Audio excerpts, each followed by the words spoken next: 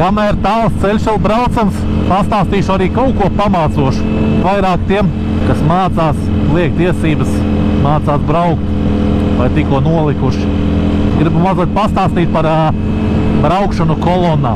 Nu labi, mēs esam šodien tikai divatā, bet tas princips jau līdzīgs ir.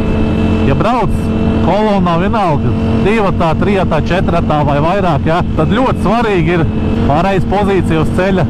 Ir šāda, kādu var redzēt šobrīd, šaha veidā. Jomaja, kas pa bedriem? Viens braucējs brauc pa kreiso malu, viens pa labo malu.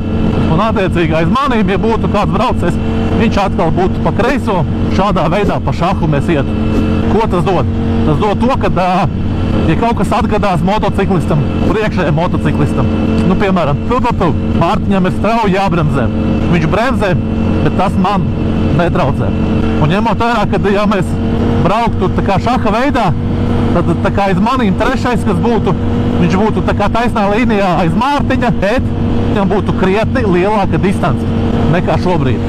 Kā piemērs, šobrīd ir maza distance un, ja kaut kas notiek priekšā, ir diezgan bīstam. Vienalga, viņš strauji bremzē, kaut kas notiek, ļoti maz laika tev ir, lai izvairītos un reaģētu.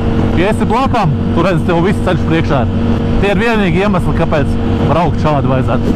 Un arī, protams, kolonas princips, ja tiek apdzīta mašīna vai apsteigta, nekādā gadījumā netaisīt kaut kādas muļķīgas vēl apdzīšanas. Viss notiek tādā kārtībā, tādā secībā, kā tiek braukts. Pirmais, otrais, trešais, ceturtais un tā. Nu, es parādīšu piemēru.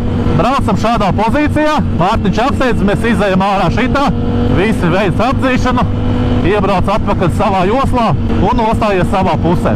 Tik vienkārši. Tajā brīdī, kad nāk līkums, tad ir princips līdzīgs. Taha pozīcijas pazūd, viss notiek vienā līnijā. Un arī vēlams tas, kas brauc kolonas priekšā, būt joslas kreisajā pusē. Vajadzētu braukt otrādāk. Mārtiņš pa kreisi, es pa labi. Nu, šādi.